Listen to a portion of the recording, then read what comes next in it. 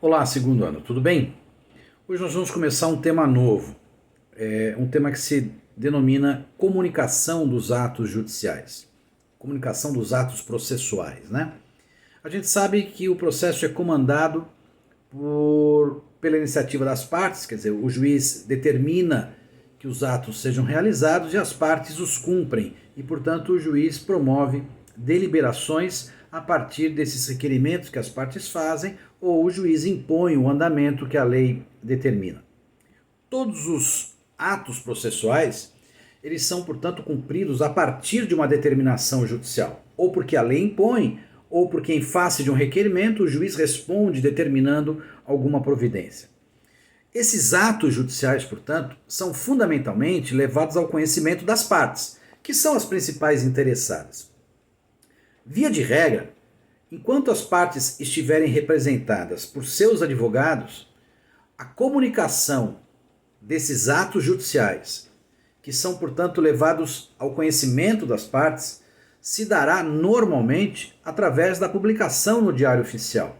Então, a grande parte dos atos judiciais chegam até o conhecimento das partes por meio de seus advogados, em razão de que esses atos judiciais são publicados no Diário Oficial e os advogados, portanto, são intimados dessas deliberações através dessa publicação no Diário Oficial. Portanto, é assim normalmente que se desenvolve um rito processual. O juiz promove deliberações e os advogados as conhecem através das publicações. Eventualmente, e nós vamos ver isso à medida que isso vai acontecendo, algumas medidas são levadas ao conhecimento da parte que não tenha advogado através de intimações pessoais, portanto, através de carta ou através de oficiais de justiça. Esse capítulo trata de todos os meios de comunicação. É que muitas vezes os atos judiciais precisam ser levados ao conhecimento de pessoas que estão fora da relação processual. Por exemplo, um juízo precisa comunicar-se com um outro juízo dentro do organograma do seu próprio tribunal, ou às vezes até um ente que está fora do Poder Judiciário. Ou às vezes ele precisa se comunicar com terceiros que não integram a relação processual e nem fazem parte da estrutura do Poder Judiciário. E às vezes o juiz precisa se comunicar com entes estrangeiros, portanto com outros estados. Esse capítulo, portanto, trata um pouco de como se darão esses meios de comunicação. Ora, do juiz com terceiros, ora do juiz com outros juízes e juízos, ora dos tribunais com os seus juízes, ora do juízo com figuras que estão fora do Estado brasileiro. Então nós vamos ver que há alguns mecanismos que que estabelecem essa prática, essa mecânica, o como fazer essas comunicações. É disso que a gente vai tratar a partir de agora.